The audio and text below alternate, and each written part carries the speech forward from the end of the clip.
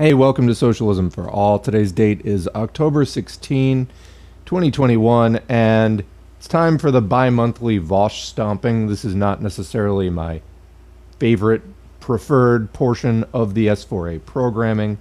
It's just something that unites us all, pretty much. Honestly, if you're still listening to Vaush unironically, smack yourself in the face. Don't do any real damage, but do it. Because honestly, what are you doing? There's so many better things out there. This guy is a total buffoon, a total clown.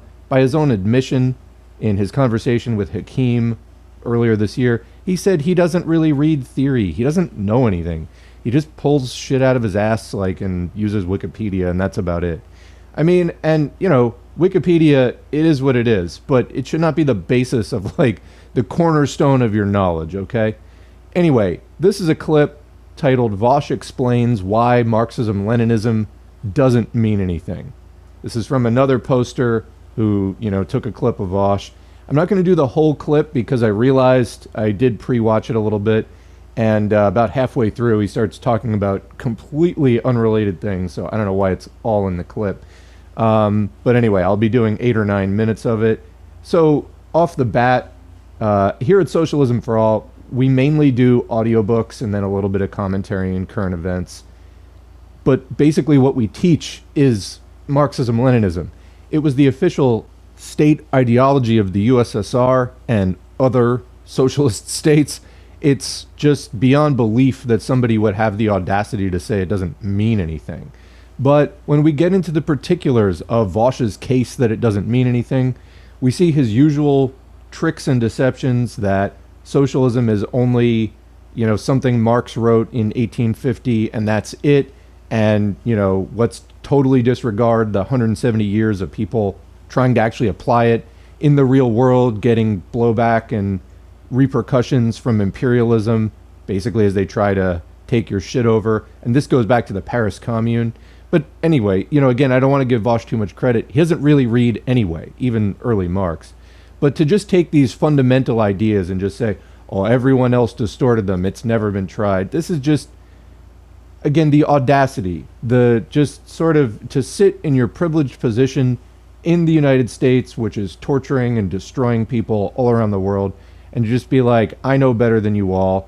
At some point, you just got to stop doing this. So that's an invitation to everyone in the audience who is still listening to Vaush, anyone and everyone. Please rein it in. This shit is just laughable. It really makes you kind of the laughing stock of the world. All right, into the clip. Oh, MLs. So I've been criticized for this in the past, but Marxism-Leninism, which is a common ideology for people on the left, is something that I don't think very favorably of, in large part because it seems like Marxism-Leninism doesn't actually mean anything. It's just a way of defending, state behavior. It seems like you hear so often this, socialism with X characteristics, and what it usually boils down to is we're going to adopt the aesthetics of socialism, but all of our meaningful political advocacy is going to be dedicated to defending the state, state power, and the political systems in our state that have control. Okay, Vaush is not done, but he is so insufferable. He's so hard for me to listen to. I want to jump in. It was actually a real struggle not to cut him off earlier, but I waited this long. Okay, let's talk about 3 things that Vaush just said there. Marxism-Leninism is a, quote, common ideology. Yeah, no shit. Basically, it is the basis for every instance of a successful socialist revolution ever. Whether you want to, take those dozens of examples and nitpick them and say not real socialism, you cannot deny that it is the single most influential socialist ideology that has existed to date. Why is that? Because Marx and Engels did their thing from the 1840s on. I mean, Marx died towards the end of the 19th century. Engels kept going a little while longer, and then basically Lenin took over. Lenin, we've probably done more of Lenin than anybody else on this channel in terms of audiobooks. He was brilliant. And he had an opinion on everything that was razor sharp, well informed. And this is why his faction of the Russian movement for socialism took the lead and was able to blow past not just the social democratic fact, what we would call today social democratic. I mean, they were all social democrats back then, but I mean, that was the name that they used. But, why the communist faction, the Bolsheviks, were able to blow past not just the other socialists, but also the bourgeoisie. They deposed the czar, and then the bourgeoisie was going to take power and then just sort of like rot in capitalism for a long time. And the rest of the, quote, socialist movement was more than willing, or at least many of them, were more than willing to go along with that. The Bolsheviks actually managed to take it a step beyond even that and develop the USSR, what would become the USSR, far beyond what capitalism would have done. So, I mean, yeah, this is the basis. It's the basis for the first successful socialist revolution on a national scale. And that's in no small part due to the ideological leadership of Lenin and those close to him in the movement. So that certainly was a guiding light for understanding a lot of the fundamental problems of trying to fight for socialism on a national scale. And Lenin criticized, as Marx and Engels did, heavily criticized other, quote, socialists who he didn't think were doing it well, and was proven right time and time again. So, yes, many other socialist movements around the world took on this ideology, carried it further, applied it to their particular historical conditions, the conditions that they found in their country with its history and its state of development and its relationship with the rest of the world.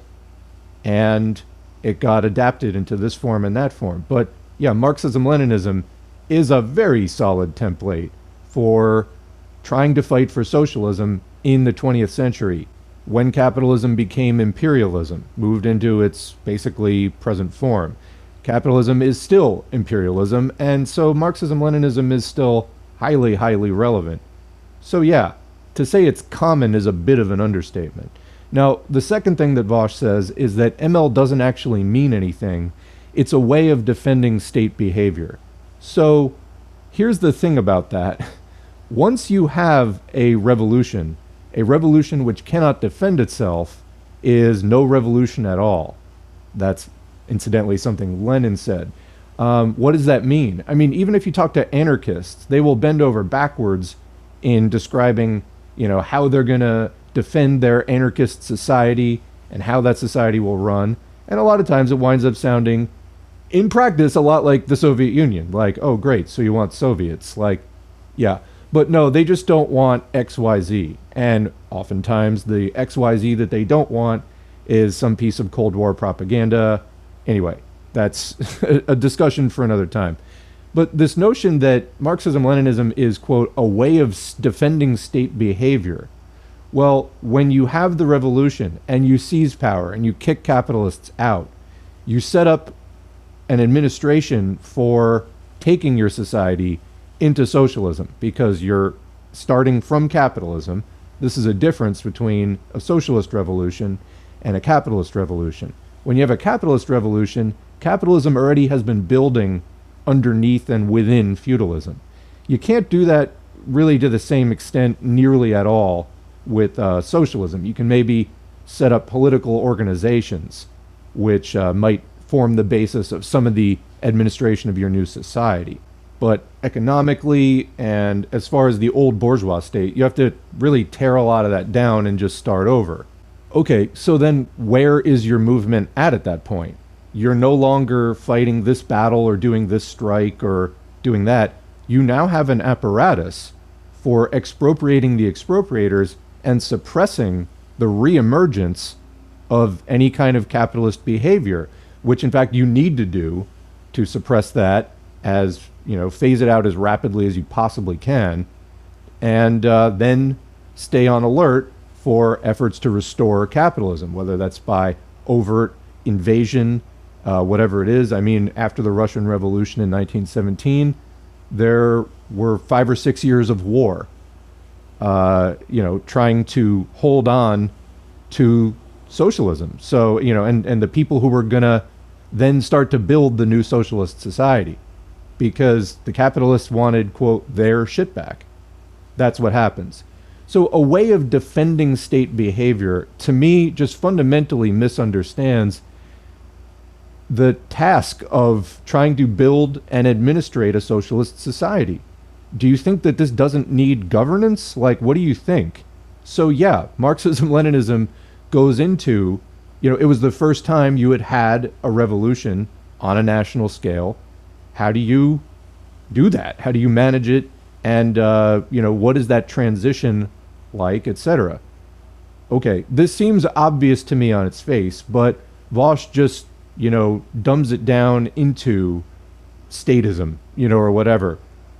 Look at the history. That's something that we try to do on this channel through the audiobooks because, when people say read theory, here's the neat thing about socialist theory. It's not just theory, it's also history, because Marxism is scientific socialism. You have hypotheses that are based off of reasoning about material interests, and then you have social movements that try to apply those and you learn from them. All right? It's scientific. That way, you're able to refine your process to get it better and better and closer to reality, because if you don't work with the reality that you have, you can't change it. And you're just stuck dabbling in the realm of ideas, which are easy to change, but actually putting them into practice is quite a different thing. So Marxist theory is also Marxist history. They're closely connected. This is why it's also called historical materialism. It's a fundamental thing we do as Marxists. So Vaush largely wants to sweep all that away. And, of course, he does so by not reading and then spreading his ignorant, uninformed views to his audience, who he continuously misleads. Now, the third thing, and this is just trying to read this, we're going to adopt the aesthetics of socialism, but anyway, this whole notion of it's just aesthetics or this or that, again, just betrays a deep ignorance of what the fight for socialism has looked like in practice. And again, that level of ignorance, it's hard to deal with. That's basically, Vaush is telling you the level that he is analyzing it on. And that's all he can do because he refuses to read. This will get him into a lot of trouble later in the video, where he starts equating MLs with Nazis, which is just, my mind is blown trying to contemplate that one. It's not even close to accurate in any way, but also that makes it a lot easier for him to do the only thing he does know how to do, debate Nazis. If you just reduce everyone to you're a Nazi, well, you can just treat he's a one-trick pony. That's like basically what he built his initial following off of, was debating far-right people. It's kind of the only thing he can do successfully. All right, continuing. Like, I so rarely hear MLs talk about workers, which is really, really telling to me. And if you look at the history of Marxism-Leninism, by the way, it was predominantly used as an ideological synthesis in the Stalin regime. Not by Lenin, but by Stalin and by his cohorts, as a way of solidifying an ideology that could be used to defend the state. And that's what MLism was for Stalin. It was basically, everything, comrade, that we do is in line with the immortal scientific interests of the dialectic analysis of Lenin and Marx. Now, watch as I make your neighbors disappear. That kind of stuff, I don't think that Marxism-Leninism has really strong, consistent definitions at all. Leninism can, 100%. All right, I got to stop it there. I got 3 more points to respond to, so let's do that, and maybe I'll just go every sort of 3 points. So, first off, this one made my head spin. MLs rarely talk about workers. What the fuck are you saying? Which to Vaush is, quote, really, really telling. If Vaush read anything ever, he would know that this is a joke. That is an absurd statement. Also, just as far as MLs in the world today, That's primarily what we talk about is workers. Yes, we also talk about the behavior of various socialist nation states, both historical and existing today. But to say that MLs don't talk about, like, where are you getting that from? It's totally bizarre to me. Go to the social media of any Marxist-Leninist today. It is all about workers' movements. What the fuck are you talking about? Also, and I'm not even going to go, just what are you talking about? Okay, second point. Marxism-Leninism was, I love the dramatic emphasis, predominantly used in the Stalin regime, not by Lenin. Okay, so why is that? Because Stalin did that after Lenin died. So while Lenin was alive, I mean, Marx also rejected Marxism, yet we're all Marxists, all right? Lenin is not going to necessarily call it Leninism while he's still alive and adding to what he's doing, etc. After Lenin passes away, then yes, the country that the Socialist Federation that he helped to found and was in the leadership of the founding of is of course going to commemorate and go over all of his writings with a fine-tooth comb, because it's part of the reason that the thing exists. Of course they're going to enshrine that as part of their national and also their internationalist ideology. I mean, some of it pertained particularly to the struggle in Russia and in neighboring countries, but some of it also was theory about global capitalism and imperialism and all of that. So, yeah, of course, but like Lenin's not going to do it while he's alive, and then Stalin was the next person who rose to the height of power in the Soviet Union. So yeah, of course that's going to be done under Stalin. When the fuck else would it be done? That just doesn't make any sense. So as a solidifying ideology to defend the state, well, yeah, they fought. I mean, the first Russian Revolution was in 1905, and then the one where they got rid of the Tsar earlier in the year, and then the communists took power later in the year was 1917. So already there you have more than a decade of fighting to establish this thing. And then after that, there is war for years fighting to hang on to it. Of course they're going to defend it. What the fuck is wrong with you? Just, it doesn't make any sense to think otherwise. So on to point 3, Marxism-Leninism, according to Vaush, doesn't have strong, consistent definitions. But Leninism does. Leninism is not a thing. Some Trotskyists call themselves Leninists, specifically just because, they don't like Stalin and they don't like, their guy in the power struggle between Trotsky and Stalin didn't win, and they don't like the direction that Stalin and his people took things in the Soviet Union. Okay, fine, you don't like that, whatever. But they're also, so basically because Stalin was able to officially claim the term Marxism-Leninism, which legitimately is, it's not like that's a false term. It's not like, oh, it's called Marxism-Leninism, but it doesn't incorporate any of Marx or Lenin into it. It absolutely does. That's what it consists of. So anyway, I'd like to hear something, just to point out, sometimes you listen to Vaush and it's so kind of crazy that you can get caught up in what he is saying and forget what he isn't saying. Like, for example, this isn't a criticism that Marxism-Leninism doesn't involve Marx or Lenin. It absolutely does. We teach it here on the channel. That's what it's about. Some of the backbone for what we do is something called the Basic Marxism-Leninism Study Guide by Movimiento Anti-Imperialista, and we have a playlist on the channel of that. So yeah, there's a couple of works by Stalin and one by Mao, but it's primarily Marx, Engels, and Lenin. So whatever. So then Trotskyists are in the position of not wanting to say we are Marxist-Leninist because to them it's too much identification with Stalin's decisions.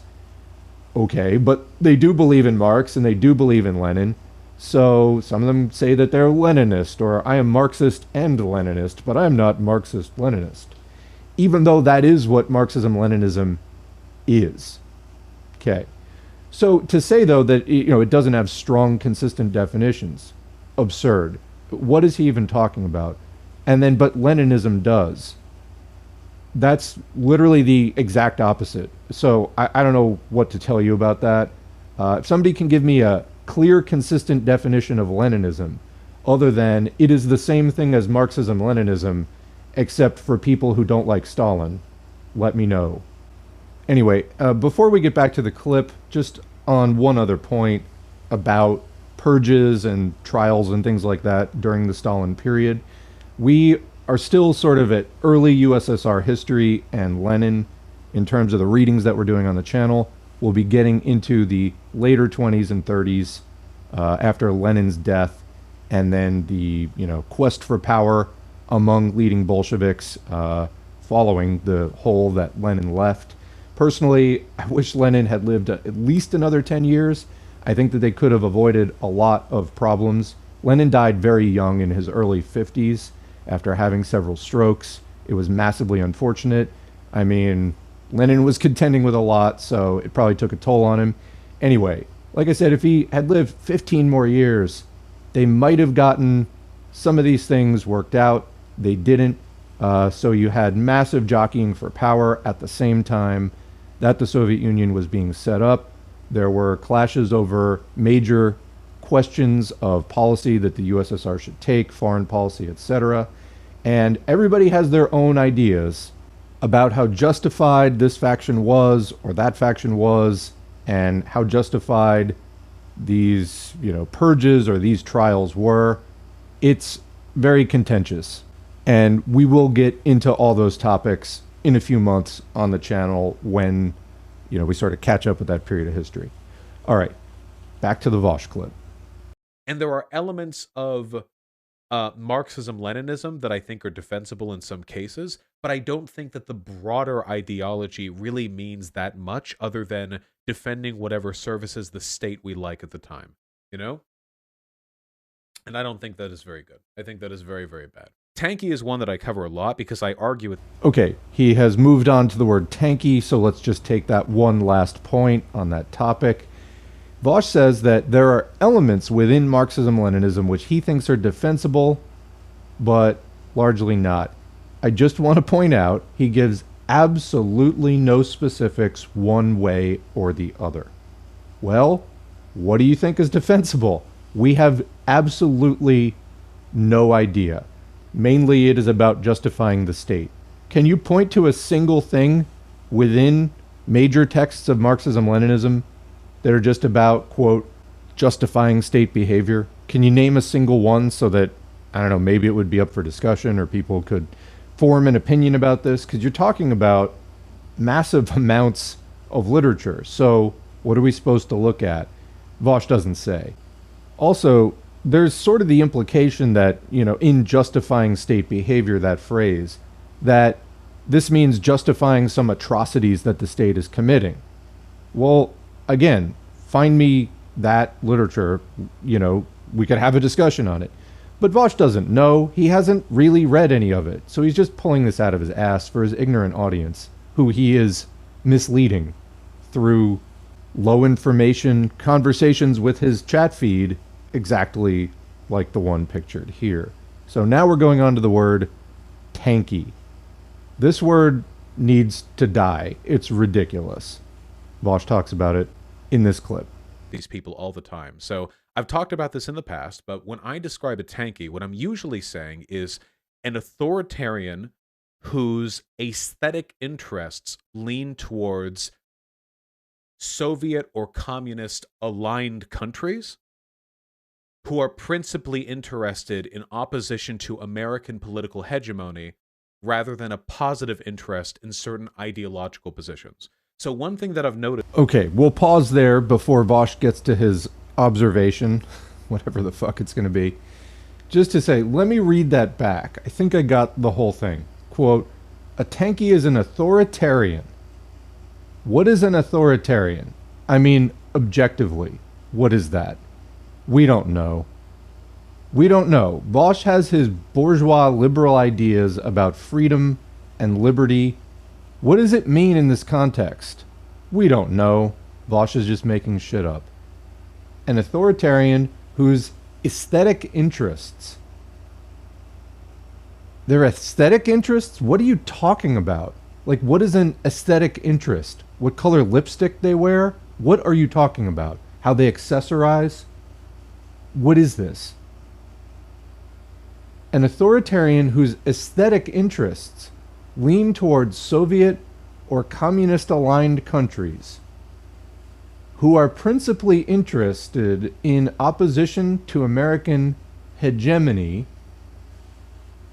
That's not a bad thing, by the way, either being communist-aligned or opposing American hegemony, rather than a positive interest in certain ideological interests. What the fuck does that last part mean? What are certain ideological interests? Vaush doesn't say. Maybe he will say in a minute. But let's read the whole thing back. An authoritarian, quote unquote, which, by the way, in socialist society, authority does not disappear, it merely changes form. This is just true of society. You can't just do whatever the fuck you want at all times. You can't. All right. Whose aesthetic interests, that's a head scratcher to me. I don't know. Lean towards Soviet or communist aligned countries. Not a bad thing. Who are, and if they are, Vaush doesn't say why, who are principally interested in, okay. I mean, I could nitpick principally because you're saying that it's wrong to have that as your like guiding principle. I don't know. I mean, sort of is the dominant issue in the world today, arguably. Principally interested in opposition to American hegemony. Well, the U.S. does lead imperialism as we know it today. It is, provides most of the military might and the political leadership of imperialism. So it's the largest economy, etc. Rather than a positive interest in certain ideological interests. So again, what those ideological interests are, we don't know. So you can't really debate whether that's better or worse than being principally interested in bringing down US-led imperialism. We don't know. So I'm going to stick to bringing down US-led imperialism is a good thing. So I don't, Vaush hasn't made the case here. An authoritarian, to me, I mean, what does that mean? Somebody who's willing to use force to, authority is institutionalized power. Power has a close relationship with force, sort of the potential versus the actualized form of each other. So, okay, somebody who's willing to use authority to try to bring down U.S. imperialism. Is like, what exactly is wrong with that? And then rather than a positive interest in stuff that Vaush likes, which that's how I'm translating certain ideological interests, certain things that this man baby thinks are more important. Proceeding. When I argue with tankies, for example, they very, very, very rarely talk about the working class. So rarely. The people who they talk all the time about Cuba, Vietnam, North Korea, China, the Soviet Union, Assad, whatever, they talk about leaders. They talk about states. They talk about military and revolutionary activity. But so rarely do they talk about the working class, which is kind of the point of socialism a little bit, kind of an important one. So I'm going to pause there. This goes back to Vaush's earlier assertion that MLs don't talk about workers, which, again, just big head scratcher there. Like, what are you talking about? That's such a bizarre statement. On Twitter right now, at Socialism S4A, I'm following about 1,500 people. I follow back usually. And I've, got nearly that number following me. Point being, we exchange a lot of ideas in the timeline there, in the replies. And we talk about workers all fucking day. So I don't know what you're talking about, Vaush, there. That's ridiculous. And then now he's extending that basically to, this. Tankies, quote, very, very, very rarely talk about the working class. They'll talk about historical movements or leaders. I mean, who do you think is in the communist parties in these countries? Like, do you know anything about when the communist parties came to power in their various countries, the changes that they made to take the bourgeoisie out of power, the struggle that they had to do that, and then the struggle that is ongoing to rein in bourgeois power? Do you know anything about that? It's just bizarre to me. And this is my point about earlier. You can't just look at the 1840s, 1850s, 1860s, when capitalism was still on the ascent in many countries, overthrowing feudalism. And the kinds of workers' movements that were existing then. It's not the same anymore. The national liberation struggle and those ideologies hadn't been fully developed at that time. So yeah, we do talk about things that you won't find in 1840s, 50s, 60s Marx and Engels. But that's because we're living in the present. We've sort of moved on, and we are dealing with historical conditions as they are now. That's not to say we've disregarded what Marx and Engels wrote. That's why it's called Marxism-Leninism. It's the foundation. It's in the name. But also, you have to keep up with history. So this is just such a weird thing. Also, especially because it's kind of projection. It's like liberal projection to me, because if anybody knows anything about the way they teach world history and U.S. history, I mean, in the, capitalist schools that I went to, it's all about just this president did this. Sometimes, this senator did this. It's all about the rich leaders, mostly. And then you get comparatively much less of any kind of a social history. You get much more of that, comparatively, talking about socialist history. Because who are the socialists? Who are the communists? It's the masses of working people. So when you talk about a leader at the head of a movement, I mean, it's a movement of working people. And you're also talking about the dynamics of that society, that the various working classes, whether it's a peasantry or whatever, are doing their thing in, and that the political organizing was happening in.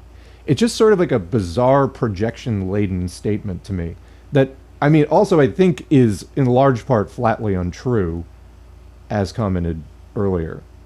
Moving on. All right, I'd say fairly essential to the whole equation. I often call tankies red fascists, and when I say that, I'm being sincere. I noticed a lot of the same tendencies from them just being reflected onto a different set of national aesthetics. Take, for example, when I was arguing with Uyghur deniers. They engaged in a lot of the same tendencies. This ethnic group has tendencies towards violence and they need to be cold and or disciplined.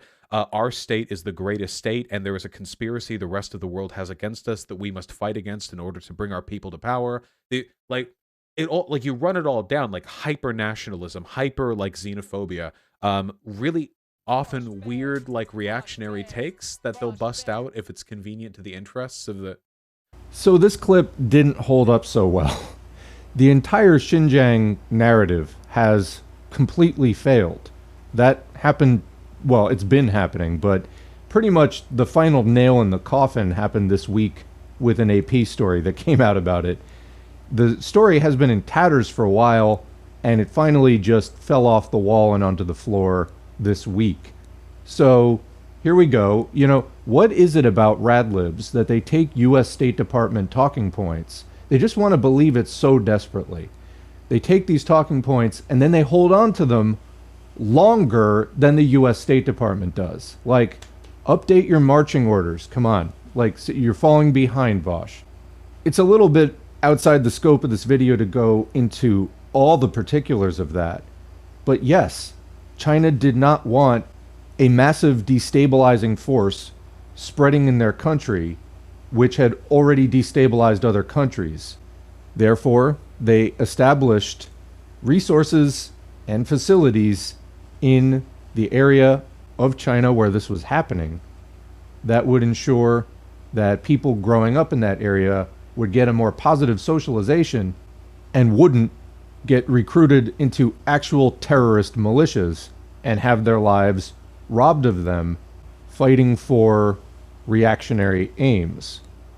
So Vaush is apparently defending, I don't think it goes quite to the level of defending the terrorist recruitment, but rather just sort of denying it. I mean, trying to say, for example, that the position, I mean, the whole, it's hard to know even like what level to start on because kind of the whole thing is a lie.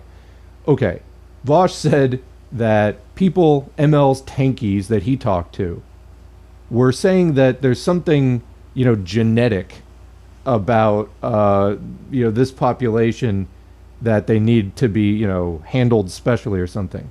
I have literally never seen someone say that ever.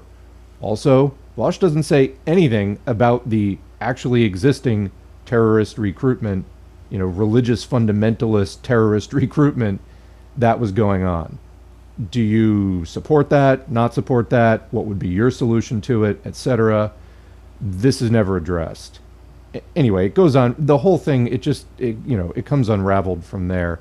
That did not age well. And I think on that note, I'm going to end this video. It's probably long enough. Vaush is not going anywhere, unfortunately. His subscriber count has almost doubled from last year to today. He had about 200,000 subs on YouTube, and he has almost 400,000 the last time I checked, like last week.